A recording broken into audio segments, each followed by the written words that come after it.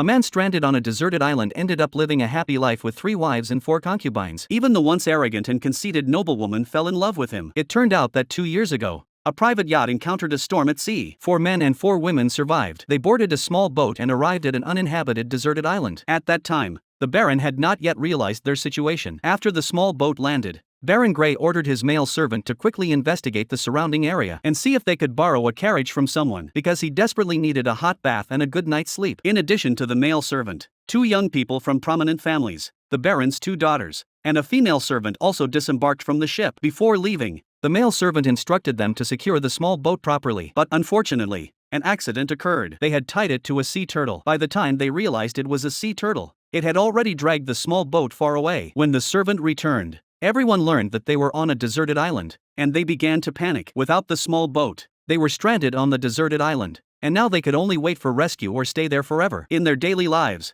the nobles lived in luxury and comfort, but on the deserted island, they felt particularly helpless. The male servant found them food. He taught them how to start a campfire. The nobles slept by the fire, while the male servant took on the duty of keeping watch. He tended to the fire to prevent it from going out. At this point, the noblewoman Mary glanced at the male servant and felt reassured. Falling asleep. The next day, they prepared to build a fire on the mountaintop to signal passing ships at any time. Suddenly, one of them noticed a ship approaching on the horizon. Everyone became excited. Before they could light the firewood, they rushed to the shore and shouted for help. As the ship drew closer, they realized it was the very cruise ship they had been on. Though it had not sunk, it was completely empty. As they watched the cruise ship being swept toward the rocks by the waves, the hope they had just kindled was instantly extinguished. At this point, the male servant did not despair but instead saw hope. He quickly jumped into the sea and risked his life to bring back some supplies. However, these people were not satisfied. When they saw that he had only brought back shoes for the maid Lisa, they all demanded various things, demanding that the male servant return to the ship immediately. In a fit of anger, the male servant threw a sewing kit at the young lady, telling her to make her own dress if she wanted one. Even more outrageous was Baron Grey, who insisted on hosting a banquet to enjoy himself. By evening, the male servant had set up beautifully decorated tables, but the nobles never expected that the banquet they had anticipated would consist solely of coconuts.